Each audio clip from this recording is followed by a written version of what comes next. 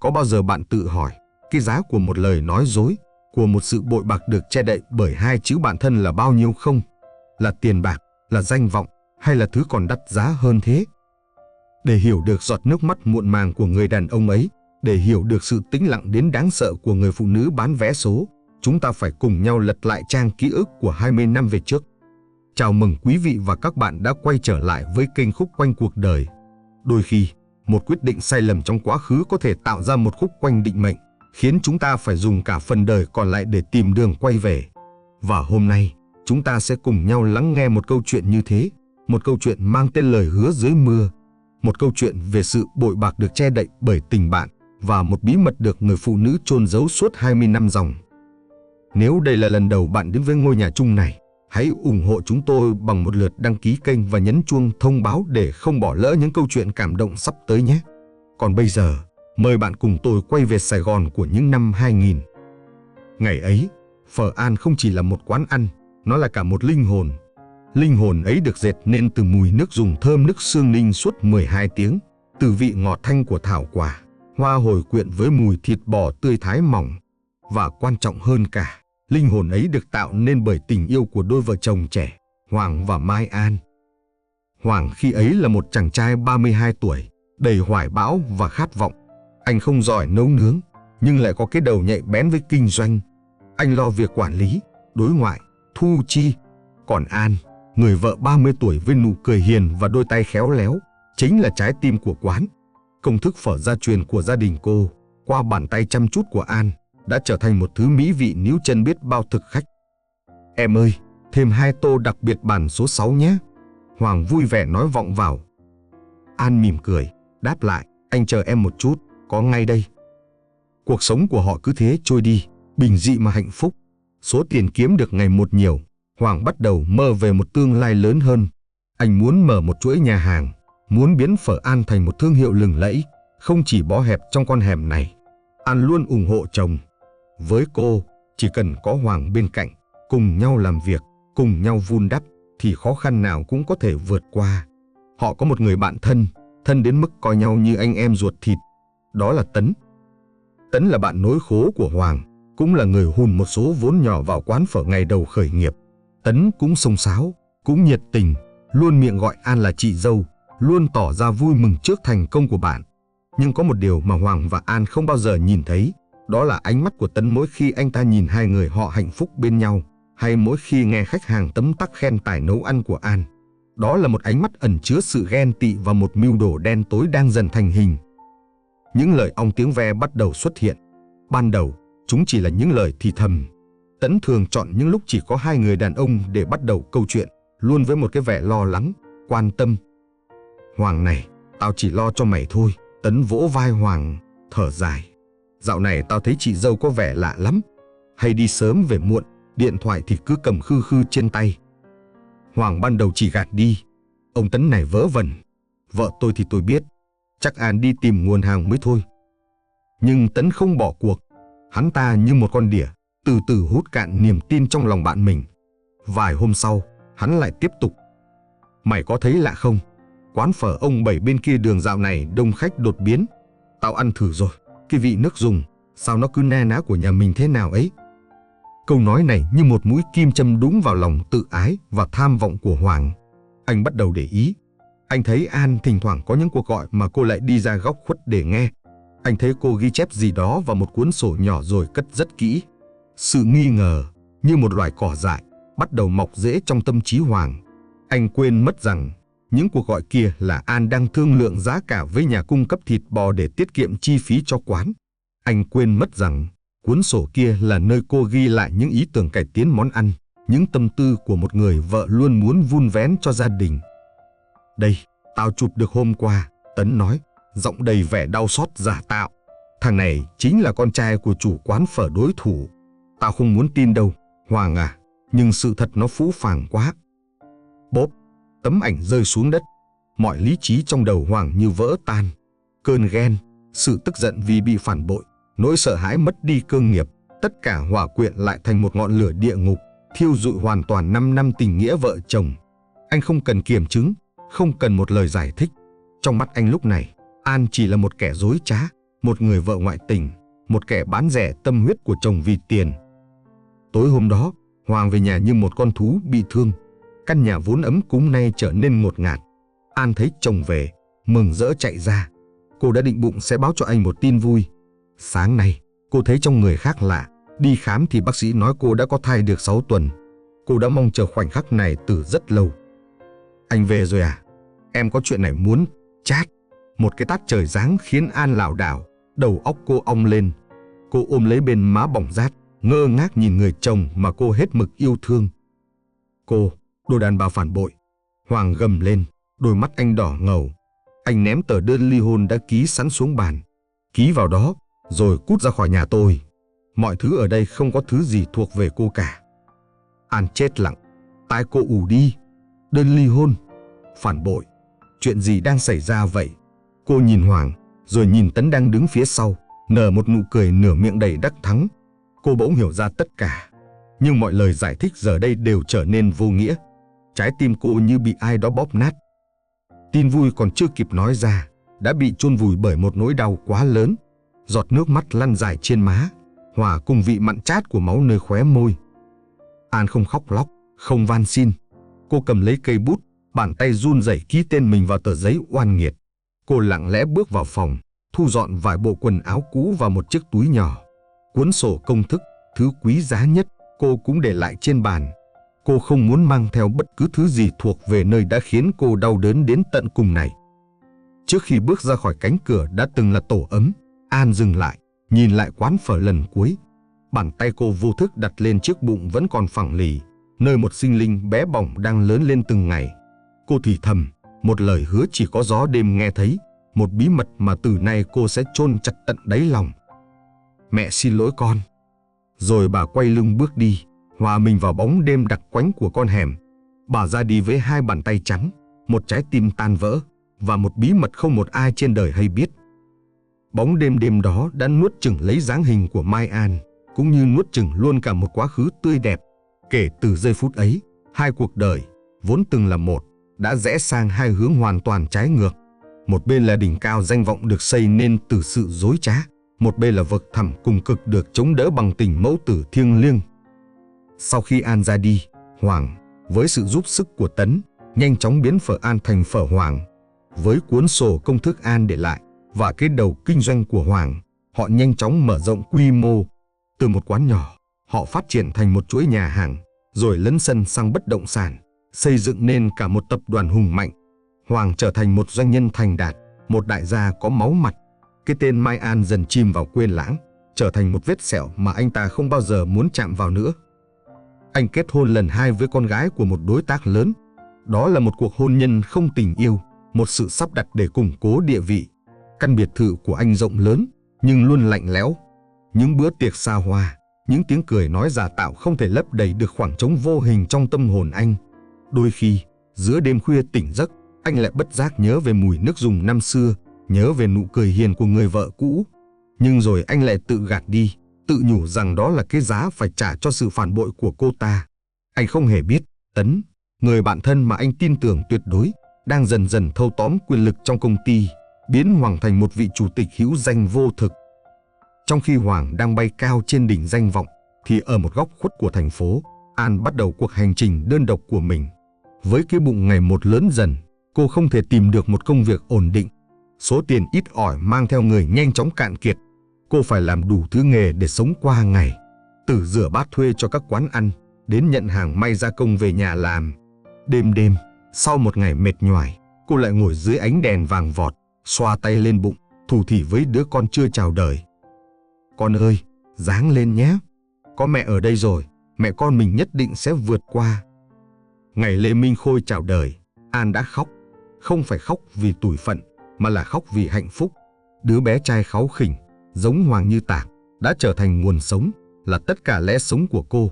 Cô nhìn con, tự hứa với lòng mình rằng dù có phải chịu đựng bao nhiêu khổ cực, cô cũng phải nuôi con khôn lớn, nên người. Thời gian thấm thoát thoi đưa, cuộc sống của mẹ con An vẫn luôn chật vật.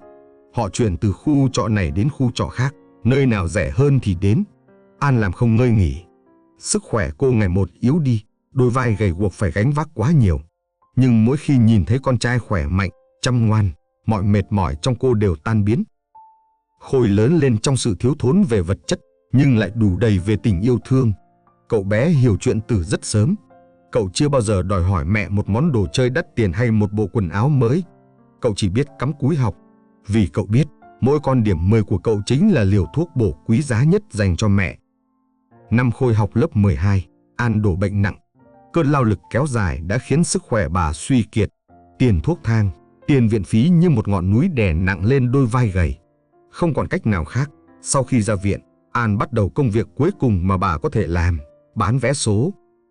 Mỗi ngày, bà rong ruổi khắp các nẻo đường, góc phố. Nắng cũng như mưa.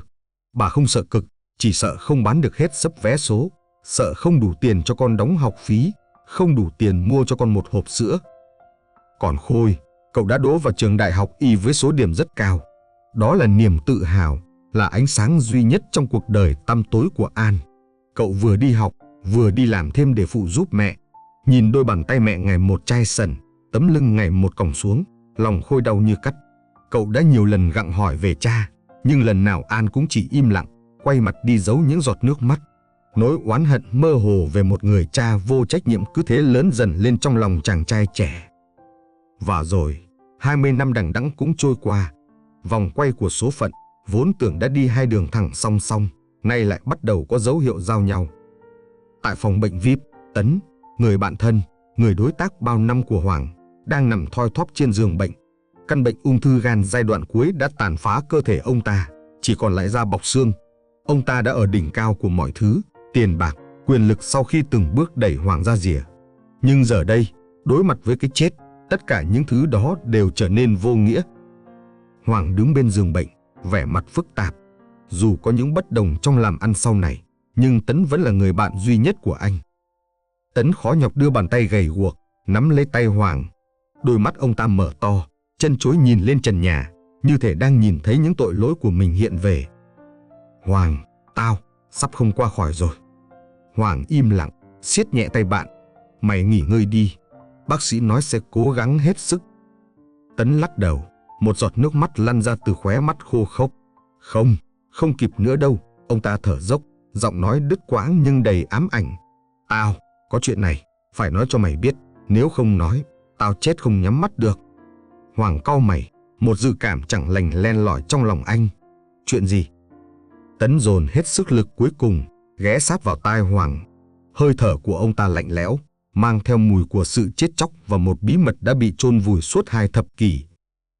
Hoàng, về chuyện của An, năm đó, đôi mắt Tấn trợn trừng, sự sợ hãi và ân hận tột cùng hiện rõ trong đó, là tôi đã hại cô ấy. Câu nói ấy như một tiếng sét đánh ngang tai. Hoàng đứng chết chân, cả thế giới xung quanh anh như ngừng lại. Chuyện của An là sao? Hại cô ấy, nghĩa là thế nào? Một sự thật kinh hoàng mà anh chưa bao giờ dám nghĩ tới, sắp được phơi bày ra ánh sáng, ngay trong hơi thở hấp hối của kẻ mà anh từng tin tưởng nhất.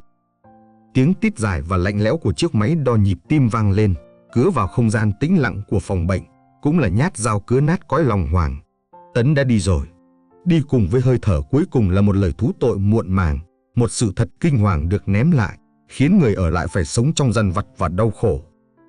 Là tôi đã hại cô ấy. Câu nói đó cứ vang vọng trong đầu Hoàng, xoáy sâu vào tâm can anh như một mũi khoan. Anh đứng chết chân, đôi mắt vô hồn nhìn vào gương mặt đã không còn sự sống của Tấn. Hại cô ấy? Hại như thế nào? Tại sao? Hàng vạn câu hỏi gào thét trong tâm trí, nhưng người duy nhất có thể trả lời đã vĩnh viễn không thể nói được nữa. Hoàng loạng choạng bước ra khỏi phòng bệnh, mặc kệ những lời hỏi thăm của y tá, của người nhà Tấn. Anh lao vào xe, đóng sầm cửa lại, tự nhốt mình trong không gian chật hẹp.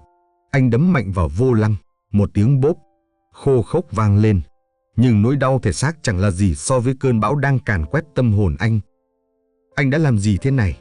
Anh đã tin lời một kẻ lòng lang dạ sói để ruồng bỏ người vợ Tào Khang của mình. Anh đã tự tay phá nát hạnh phúc của chính mình. Sự ngu ngốc, sự ghen tuông mù quáng, sự tàn nhẫn của 20 năm về trước giờ đây quay lại cắn xé anh, không một chút xót thương. Sự sụp đổ nhanh chóng biến thành một nỗi thôi thúc điên cuồng. Anh phải tìm ra sự thật. Anh phải biết Tấn đã làm gì. Và quan trọng hơn cả, anh phải biết An bây giờ ra sao. Cô ấy sống hay chết? Cô ấy có hạnh phúc không? Hay đang phải chịu đựng khổ đau vì lỗi lầm của anh? Ngay trong đêm, Hoàng gọi cho vị luật sư riêng và đội thám tử tư giỏi nhất thành phố. Anh ra một mệnh lệnh duy nhất, giọng nói khàn đặc nhưng đanh thép. Dùng mọi cách, mọi nguồn lực, điều tra lại toàn bộ sự việc liên quan đến vợ cũ của tôi, Mai An và Tấn, từ 20 năm trước cho đến nay. Đặc biệt, tìm cho ra tung tích của cô ấy. Tôi phải biết cô ấy đang ở đâu. Cỗ máy khổng lồ bắt đầu vận hành. Tiền bạc, thứ mà Hoàng luôn coi là quyền lực tối thượng, lần đầu tiên được anh sử dụng không phải để kiếm thêm lợi nhuận, mà là để chuộc lại một lỗi lầm. Những ngày sau đó, Hoàng sống như một cái bóng. Anh không đến công ty, không tham dự bất cứ cuộc họp nào. Anh nhốt mình trong phòng làm việc, xung quanh là khói thuốc đặc quánh. Mỗi thông tin từ đội thám tử gửi về lại như một nhát dao đâm sâu thêm vào trái tim tội lỗi của anh. Họ tìm ra bằng chứng Tấn đã bí mật gặp gỡ đối thủ cạnh tranh, tuồn ra ngoài những công thức phụ, những biến tấu nhỏ trong cách chế biến nước dùng để kiếm lợi riêng. Hắn ta đã cố tình tạo hiện trường giả để đổ hết tội lỗi lên đầu An. Tấm ảnh chụp An nói chuyện với người đàn ông lạ mặt thực chất đã được Tấn sắp đặt. Hắn thuê người đóng giả, cố tình tiếp cận An để chụp lại khoảnh khắc đó. Mọi thứ, tất cả đều là một màn kịch được dàn dựng công phu, mà diễn viên chính là sự ngây thơ của An và vai phụ xuất sắc nhất chính là sự ghen tuông của Hoàng. Hoàng nghe xong chỉ cười khẩy, một nụ cười cay đắng đến tột cùng. Mất hết rồi. Sự nghiệp mà anh tự hào, thứ mà anh đã đánh đổi cả gia đình để có được, hóa ra cũng chỉ là một trò lừa. Nhưng lạ thay, anh không thấy đau đớn. Nỗi đau mất tiền bạc giờ đây quá nhỏ bé so với nỗi dằn vặt vì đã đối xử tệ bạc với An. Điều anh mong chờ nhất lúc này là tin tức về cô. Anh chỉ cần biết cô vẫn sống tốt, thế là đủ. Một tuần sau, vị thám tử trưởng gõ cửa phòng làm việc của Hoàng. Ông ta đặt lên bàn một tập hồ sơ dày cộp, vẻ mặt có chút ái ngại. Thưa chủ tịch, chúng tôi đã tìm thấy bà An. Tim Hoàng như ngừng đập. Anh run rẩy vươn tay, lật mở tập hồ sơ. Hơi thở anh như nghẹn lại. Bức ảnh đầu tiên được chụp từ xa. Một người phụ nữ với mái tóc đã điểm bạc, dáng người gầy guộc, khắc khổ, đang ngồi trên một chiếc ghế nhựa cũ ở góc đường. Trước mặt bà là một tấm bìa các tông trải mấy chục tờ vé số. Khuôn mặt ấy, dù đã hằn sâu những nếp nhăn của thời gian và sương gió, Hoàng vẫn nhận ra ngay. Là An, người vợ xinh đẹp, rạng rỡ của anh ngày nào, giờ đây lại phải sống một cuộc đời như thế này. Hoàng cảm thấy lồng ngực mình như bị ai đó bóp nghẹt. Anh đã đẩy cô vào bước đường cùng này. Chính anh. Anh lật sang trang tiếp theo. Là những thông tin về cuộc sống của An suốt 20 năm qua. Những công việc bà đã làm. Những khu nhà trọ tồi tàn bà đã ở. Thông tin về một lần bà nhập viện vì lao lực. Mỗi dòng chữ như một lưỡi dao cứa vào da thịt anh. Và rồi, anh lật đến trang cuối cùng. Đó là bản sao của một tờ giấy khai sinh. Tên Lê Minh Khôi. Ngày sinh 16 tháng 10 năm 2001. Hoàng nhầm tính. Ngày sinh này là đúng 9 tháng sau cái đêm định mệnh anh đuổi An ra khỏi nhà. Tên mẹ Mai An. Và rồi, ánh mắt anh dán chặt vào mục cuối cùng, nơi đáng lẽ phải có tên anh. Tên cha, bỏ trống. Ba chữ ấy, lạnh lẽo và tàn nhẫn, như ba nhát đinh đóng thẳng vào tim Hoàng. Anh khuỵu xuống, đôi tay run rẩy cố nhặt tờ giấy khai sinh lên khỏi mặt đất, nhưng dường như nó nặng tựa ngàn cân. Một đứa con trai bằng xương bằng thịt. Nó đã đến với thế giới này, lớn lên trong suốt 20 năm, mà anh, người cha, lại chưa một lần hay biết. Anh đã bỏ lỡ điều gì? Anh đã bỏ lỡ tiếng khóc chào đời của con, bỏ lỡ bước đi chập chững đầu tiên, bỏ lỡ tiếng gọi ba ngọng nghịu. Anh đã bỏ lỡ những ngày con ốm sốt, những buổi họp phụ huynh, những khoảnh khắc con tự hào khoe giấy khen. Anh đã bỏ lỡ cả một tuổi thơ của con trai mình. Và ai là người đã ở bên con trong suốt những năm tháng ấy? Là An. Một mình An, người phụ nữ mà anh đã nhẫn tâm ruồng bỏ, đã phải gồng gánh tất cả. Một nỗi đau đớn và xấu hổ tột cùng xâm chiếm lấy Hoàng. Anh không chỉ là một người chồng tồi, mà còn là một người cha không xứng đáng. Anh gục đầu xuống sàn, những giọt nước mắt nóng hổi, muộn màng bắt đầu tuôn rơi. Lần đầu tiên sau 20 năm, vị đại gia sắt đá đã khóc như một đứa trẻ. Nhưng nước mắt không thể rửa trôi tội lỗi. Hoàng biết mình phải hành động. Anh không thể tiếp tục ngồi đây gặm nhấm nỗi đau. Anh phải đi tìm họ. Anh phải nhìn thấy họ, dù chỉ là từ xa. Hoàng cầm lấy địa chỉ khu nhà trọ của An, trái tim đập thình thịch trong lồng ngực. Anh lái xe đi trong vô định, đầu óc trống rỗng. Chiếc xe sang trọng lạc lõng giữa những con hẻm nhỏ, ngoằn ngoèo, ẩm thấp. Cuối cùng, anh cũng tìm thấy nơi mẹ con An đang sống. Đó là một dãy nhà trọ lụp xụp, tường đã bong tróc, cũ kỹ. Hoàng không dám xuống xe. Anh đỗ ở một góc khuất, từ xa quan sát căn phòng trọ cuối dãy. Hoàng đã chờ như vậy suốt cả một buổi chiều. Nắng tắt, đèn đường bật lên. Và rồi, từ đầu hẻm, một bóng người cao gầy xuất hiện. Một chàng trai trẻ mặc chiếc áo sơ mi đã sờn vai, đeo một cặp kính cận, dáng vẻ thư sinh, đang dạo bước về phía khu trọ. Trái tim Hoàng thắt lại. Anh không cần ai nói, anh biết đó là Khôi, là con trai anh. Khôi dừng lại trước một gánh hàng rong, mua một túi cháo nhỏ rồi mới bước về phòng. Cậu gõ cửa. Mẹ ơi, con về rồi. Cánh cửa mở ra, dáng người gầy gò của An xuất hiện. Bà đón lấy túi cháo từ tay con, nụ cười hiền hậu nhưng đầy vẻ mệt mỏi. Con đi làm thêm về có mệt không? Vào ăn cơm đi, mẹ nấu canh bí con thích này. Khôi vui vẻ khoe, mẹ ơi, hôm nay con được điểm cao nhất lớp môn giải phẫu đó. Thầy còn khen con nữa. An xoa đầu con, ánh mắt lấp lánh niềm tự hào. Con trai của mẹ giỏi lắm. Hai mẹ con bước vào trong căn phòng trọ chật hẹp. Ánh đèn vàng hắt ra, in bóng họ lên bức tường cũ. Hoàng ngồi trong chiếc xe hơi sang trọng, cách họ chỉ vài chục mét, nhưng lại cảm thấy khoảng cách ấy xa tựa vạn trùng. Anh chứng kiến bữa cơm đạm bạc nhưng ấm áp của họ qua khung cửa sổ. Anh nghe loáng thoáng tiếng cười nói, tiếng Khôi kể chuyện trường lớp, tiếng An dặn dò con giữ gìn sức khỏe. Đó là hạnh phúc, một thứ hạnh phúc giản dị mà anh đã dùng tiền bạc và sự tàn nhẫn của mình để đánh đổi, để rồi không bao giờ có lại được. Tim anh như bị hàng ngàn mũi kim châm chích. Anh đã cướp đi của con trai mình một người cha, cướp đi của An một người chồng, và đẩy họ vào cuộc sống cơ cực này. Hoàng không thể chịu đựng được nữa. Anh phải đối mặt. Anh lấy hết can đảm, mở cửa xe và bước tới. Mỗi bước chân của anh nặng trĩu như đeo chì.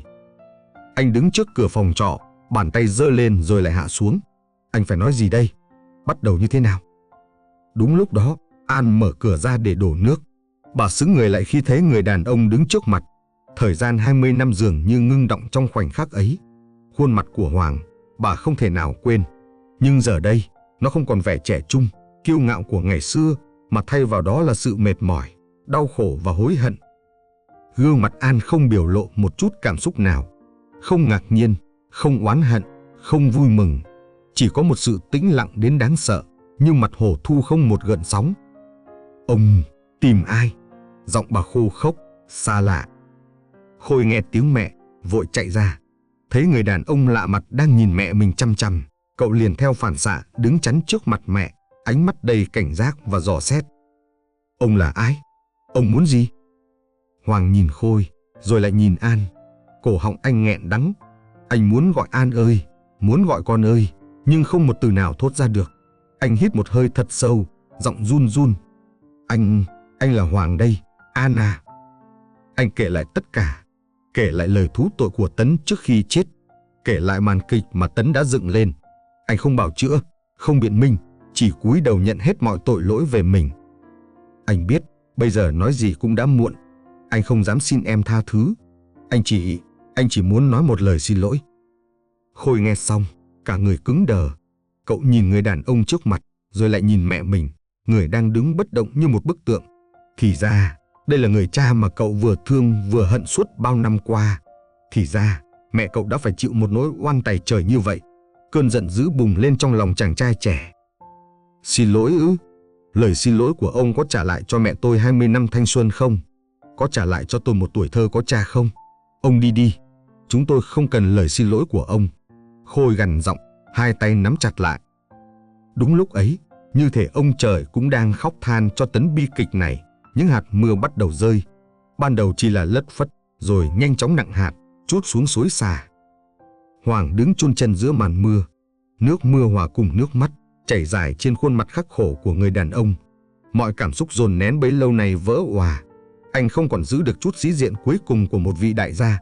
Anh gục xuống, hai đầu gối quỳ thẳng xuống vũng nước mưa lạnh lẽo trước mặt hai mẹ con. An, anh sai rồi. Anh biết anh không xứng đáng. Anh không xin em tha thứ. Giọng Hoàng lạc đi trong tiếng mưa. Anh chỉ xin em, cho anh một cơ hội, cho anh được nhận lại con. Khôi sững sờ trước hành động của Hoàng. Còn An, người phụ nữ đã im lặng từ đầu đến giờ, cuối cùng cũng không thể kìm nén được nữa. Bà quay mặt đi, đôi vai gầy run lên bần bật. Nước mắt bà lã chã rơi, hòa cùng những giọt mưa lạnh buốt đang tạt vào mặt. Một lời cầu xin muộn màng sau 20 năm, dưới một cơn mưa tầm tã, liệu có đủ để hàn gắn lại một trái tim đã vỡ nát? Cơn mưa vẫn trút xuống như không bao giờ dứt, gột rửa đi những bụi bặm của thành phố, nhưng liệu có gột rửa được những lỗi lầm đã hằn sâu trong quá khứ? Trước hành động quỳ gối của Hoàng, trước những giọt nước mắt của mẹ, cơn giận trong lòng Khôi nguôi đi phần nào, thay vào đó là một sự bối rối và xót xa. Cậu là người thông minh, cậu hiểu được sự hối hận tột cùng trong đôi mắt của người đàn ông kia. Cậu nhìn mẹ, bà vẫn quay mặt đi, đôi vai gầy run lên. Cậu biết mẹ mình đau lắm. Cuối cùng, Khôi bước tới, đỡ Hoàng đứng dậy. Giọng cậu vẫn còn lạnh lùng, nhưng không còn sự gay gắt nữa. Ông đứng lên đi. Chuyện này không phải chỉ quỳ xuống là giải quyết được. Mẹ tôi đã chịu khổ cả đời rồi, đừng để bà ấy phải thấy cảnh này nữa. Rồi cậu quay sang dìu mẹ vào nhà, đóng sầm cánh cửa lại, bỏ lại Hoàng một mình chơ vơ giữa màn mưa trắng xóa. Đêm đó, Hoàng không về. Anh ngồi trong xe, nhìn về phía căn phòng trọ ấy cho đến khi trời sáng. Cánh cửa đó, đối với anh, vừa là nơi chứa đựng niềm hy vọng duy nhất, vừa là một cánh cửa địa ngục nhắc nhở về tội lỗi của mình. Những ngày sau đó, Hoàng không xuất hiện trước mặt mẹ con An nữa. Anh hiểu rằng sự có mặt của anh lúc này chỉ khoét sâu thêm vào vết thương của họ. Thay vào đó, anh chọn cách hành động trong im lặng. Anh biết rằng sự chuộc lỗi không thể nói bằng lời, mà phải được chứng minh bằng việc làm. Đầu tiên, anh dùng số tài sản ít ỏi còn lại của mình để âm thầm trả hết những khoản nợ nần mà An đã vay mượn trong suốt những năm qua để lo cho con ăn học. Anh tìm mua một căn chung cư nhỏ, khang trang gần trường y của Khôi, làm thủ tục sang tên cho An. Nhưng khi người của anh mang giấy tờ đến, An đã nhẹ nhàng từ chối. Cảm ơn ông ấy, bà nói với người môi giới, giọng bình thản. Nhưng mẹ con tôi đã quen với cuộc sống này rồi. Chúng tôi không cần gì cả. Hoàng không ngạc nhiên trước sự từ chối ấy. Anh biết An là người có lòng tự trọng cao. Tiền bạc lúc này chỉ làm tổn thương bà thêm mà thôi. Anh nhận ra, thứ anh nợ bà không phải là vật chất. Anh bắt đầu một kế hoạch khác. Anh tìm đến trường đại học Y nơi Khôi đang theo học, lập một quỹ học bổng lớn mang tên học bổng Minh An, dành để hỗ trợ những sinh viên y khoa có hoàn cảnh khó khăn nhưng hiếu học. Anh không cho Khôi biết, nhưng anh muốn làm một điều gì đó ý nghĩa, một điều gì đó mà nếu An biết, bà sẽ cảm thấy tự hào. Và rồi, anh làm điều quan trọng nhất. Anh tìm về con hẻm cũ, nơi quán phở An năm xưa. Trải qua 20 năm, mặt bằng đó đã đổi chủ mấy lần, giờ đang là một cửa hàng tạp hóa sập xệ. Hoàng bỏ ra một số tiền lớn để mua lại mặt bằng. Anh không thuê người, mà tự mình, cùng vài người thợ thân tín, bắt đầu sửa sang lại mọi thứ. Một tháng sau, quán phở được khôi phục lại y như cũ, ấm cúng, sạch sẽ và thoang thoảng đâu đây mùi của ký ức. Hoàng đứng trước quán, lòng ngổn ngang cảm xúc. Anh gọi cho An. Đây là lần đầu tiên anh dám gọi cho bà sau đêm mưa hôm đó. Đầu dây bên kia im lặng rất lâu mới có tiếng trả lời khe khẽ. Alo. Giọng Hoàng run run. An à, là anh đây. Anh không làm phiền em nhiều đâu. Anh chỉ muốn mời em và cháu đến một nơi, coi như là một lời tạ lỗi cuối cùng. Ngày hôm đó, An và Khôi đã đến. Khi chiếc taxi dừng lại trước con hẻm quen thuộc, khi nhìn thấy tấm biển phở An quen thuộc, An đã không kìm được nước mắt. Hoàng đứng đó chờ sẵn. Anh không nói gì, chỉ lặng lẽ đưa cho bà một chiếc chìa khóa và một tập giấy tờ. Đây vốn là của em, Hoàng nói, giọng khàn đặc. Tâm huyết của em, công thức của em, tên của em. Anh chỉ là đang trả lại thứ thuộc về em thôi. Anh không xin em quay lại. Anh biết mình không có tư cách đó. Anh nhìn An, rồi nhìn Khôi, ánh mắt chứa đầy sự chân thành và cả nỗi đau. Anh chỉ xin một điều thôi. Cuối tuần, cho anh được đến đây, ăn một bát phở do chính tay em nấu. Và cho anh được nhìn thấy con, như một người khách bình thường. Thế là đủ rồi. An nhìn Hoàng, nhìn quán phở, rồi nhìn sang Khôi. Cậu con trai của bà, giờ đã là một chàng trai trưởng thành, khẽ gật đầu với mẹ, một cái gật đầu của sự thấu hiểu và chấp nhận. Bà siết chặt chiếc chìa khóa trong tay. Sự oán hận kéo dài 20 năm, trong khoảnh khắc này, dường như đã tan biến đi đâu mất, chỉ còn lại sự bình yên đến lạ. 6 tháng sau, quán phở An lại đông khách như ngày nào. mùi nước dùng thơm lừng lan tỏa khắp con hẻm. Bà An đứng trong bếp, dáng người vẫn gầy, nhưng khuôn mặt đã ánh lên nụ cười thanh thản. Nụ cười mà 20 năm qua đã biến mất, nay đã trở lại. Khôi, giờ đã là một bác sĩ thực tập, cuối tuần nào cũng về phụ mẹ dọn dẹp, bưng bê. Cậu hay cười trêu mẹ, khiến không khí quán lúc nào cũng vui vẻ. Ở một góc quán quen thuộc, ông Hoàng ngồi đó, lặng lẽ ăn bát phở đặc biệt của mình. Ông không còn là vị chủ tịch tập đoàn, chỉ là một người đàn ông trung niên đến tìm lại hương vị của quá khứ. Thỉnh thoảng, ông ngước lên nhìn hai mẹ con, ánh mắt ánh lên sự bình yên và lòng biết ơn vô hạn. Họ không phải là một gia đình tái hợp theo kiểu vợ chồng, nhưng họ đã tìm thấy một sự kết nối mới, một định nghĩa khác của gia đình. Một gia đình được xây dựng lại từ những mảnh vỡ của sự lầm lỗi, được hàn gắn bằng sự tha thứ chân thành và tình phụ tử muộn màng. Và có lẽ, đó mới chính là cái kết trọn vẹn nhất. Vậy là câu chuyện Lời Hứa Dưới Mưa đã khép lại. Một hành trình dài 20 năm của sự lầm lỗi, của nỗi đau và sự hy sinh, cuối cùng cũng đã tìm thấy một bến đỗ bình yên. Có những khúc quanh khiến con người ta lạc lối, có những sai lầm tưởng chừng không thể tha thứ. Nhưng quý vị thấy đấy, chính tình yêu thương vô điều kiện của người mẹ và sự hối cải chân thành của người cha đã chữa lành tất cả. Đó cũng chính là tinh thần mà kênh Khúc Quanh Cuộc Đời luôn muốn gửi gắm đến quý vị. Câu chuyện này làm tôi bất giác nhớ đến một trường hợp khác cũng đầy éo le về sự hy sinh của người làm cha. Đó là câu chuyện về một người cha già, cả đời làm lao công, bị chính đứa con trai duy nhất của mình xua đuổi, coi thường.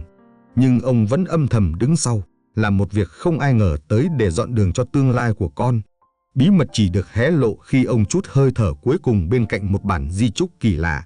Tôi sẽ kể chi tiết câu chuyện cảm động này trong video sau.